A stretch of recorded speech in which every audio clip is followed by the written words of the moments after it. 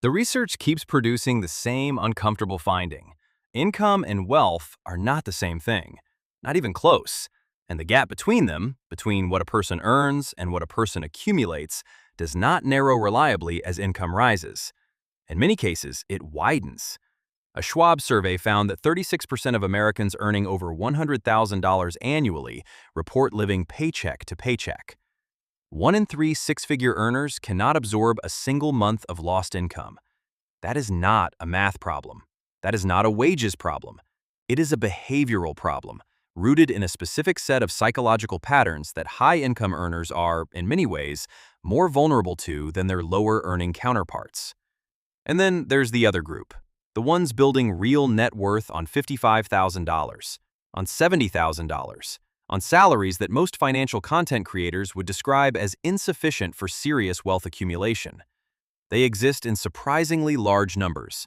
They share recognizable behavioral patterns, and almost none of those patterns have to do with earning more. This is what the psychology actually looks like. The first pattern, they decided what enough meant before the income arrived to define it for them. Most people let their income set the standard. The salary goes up, the lifestyle goes up with it, and the gap between what comes in and what the life costs to maintain stays flat. Savings stay flat. Investment capacity stays flat. The person earns more and accumulates nothing additional. The people who build wealth on ordinary salaries made a different decision, not necessarily a dramatic one, not a pledge of austerity, just a specific, deliberate answer to a question most people never ask explicitly. What does this money actually need to do?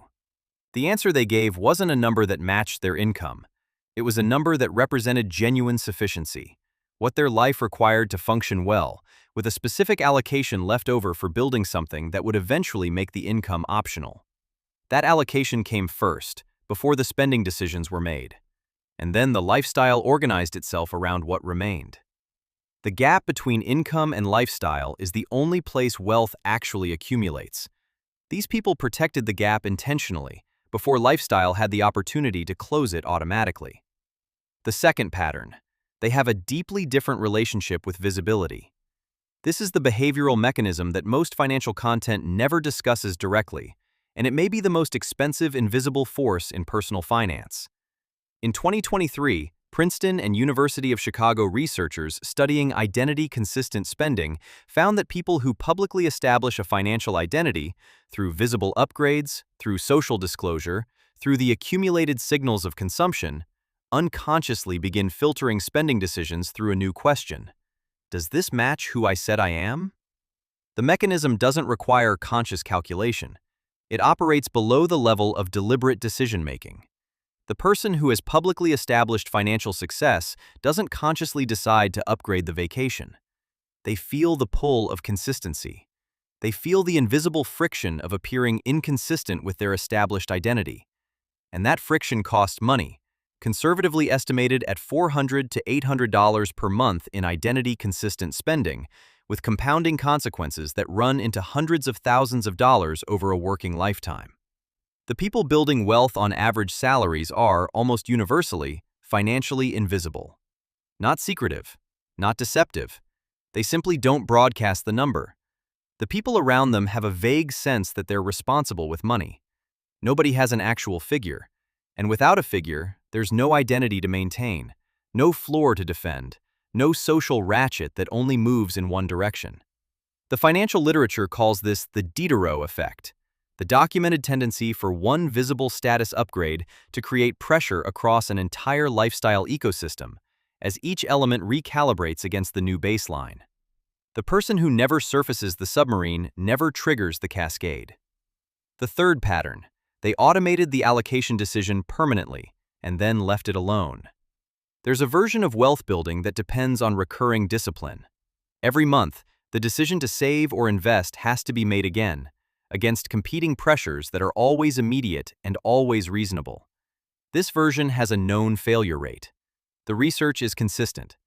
Vanguard found that automated savings increase long-term savings rates by over 40% compared to manual saving, not because automated savers are more disciplined, but because they removed the decision from a moment of competing priorities and placed it in a structural system that operates regardless of mood, stress, or circumstance. The people building wealth on average salaries made the allocation decision once, deliberately, in a clear-headed moment, and then made it as difficult to reverse as possible.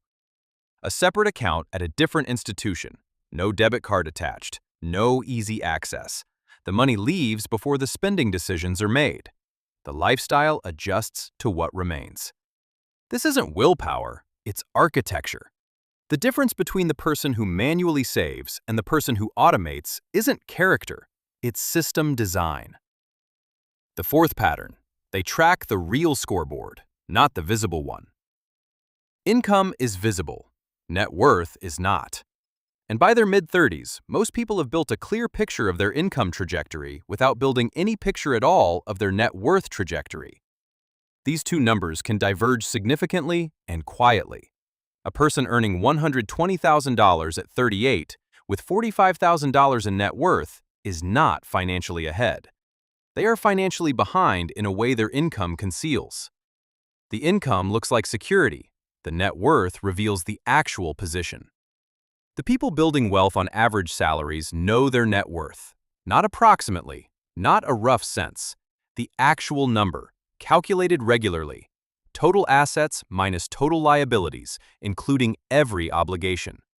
They treat this number as the real scoreboard and the income as the mechanism for improving it. Everyone else around them is tracking a different metric entirely. Knowing the real number changes behavior in ways that are difficult to fully articulate, but financially significant. The person who knows their net worth makes different decisions about the car, the apartment, the discretionary upgrade. Not because they're depriving themselves, because they're playing a different game. The fifth pattern, they are structurally immune to social comparison. This is the one that separates the behavioral patterns of quiet wealth accumulators from almost everyone around them, and it's the hardest to replicate without understanding the specific mechanism underneath it. The millionaire next door documented this pattern exhaustively.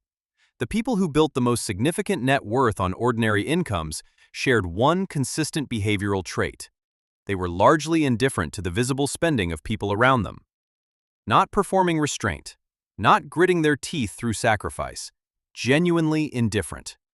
The research from behavioral economist Richard Thaler on mental accounting explains part of why.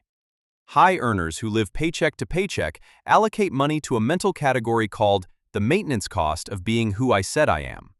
This is the Diderot cascade running continuously in the background, the imperious robe requiring everything around it to match its quality. The people building wealth on average salaries never created the robe. They never established a visible standard that required maintenance. The people around them have a rough sense of their life, but no reference point, no number to calibrate against, no baseline to defend. The social comparison mechanism that consumes enormous financial resources for most people has nothing to grip. The sixth pattern. They understand the difference between spending on experience and spending on signal. This distinction is not about austerity, it's about precision. Research in happiness economics consistently finds that spending on genuine personal experience, things that produce real, private satisfaction, generates measurably more lasting well-being than spending on possessions or visible status markers.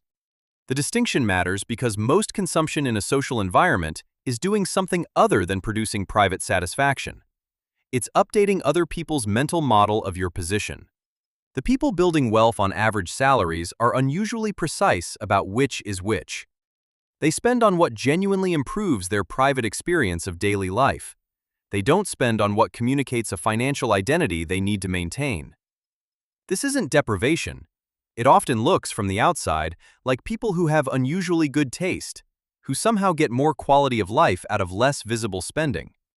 The mechanism is simply that they stopped paying the invisible tax that maintains the social image. The seventh pattern. They think in systems, not in months. The final behavioral characteristic of people who build wealth on average salaries is the one that ties everything else together. They made a small number of structural decisions: the automated allocation, the invisible reserve, the defined enough, and then stopped making financial decisions entirely. The system runs, the compounding happens. They go live their lives. Most people are making financial decisions continuously, every month, every paycheck, every potential upgrade evaluated against current circumstances. This continuous decision-making is expensive, not just in money, but in attention. And it creates constant opportunities for the reasonable exception that gradually becomes the new baseline. The people building real wealth made the decisions once and then made them difficult to revisit. Not impossible, not locked forever, just structurally protected from the moment-to-moment friction that erodes financial progress for everyone else. Naval Ravikant described the end state of this. The goal of financial independence isn't to stop working, it's to stop being forced to work. The people building wealth on average salaries are moving toward that state with every automated transfer, every invisible compounding cycle. Every month the scoreboard moves and nobody around them knows it's moving. The submarine is running deep. The compounding is happening in the dark, and nobody knows it's there. That's the whole strategy.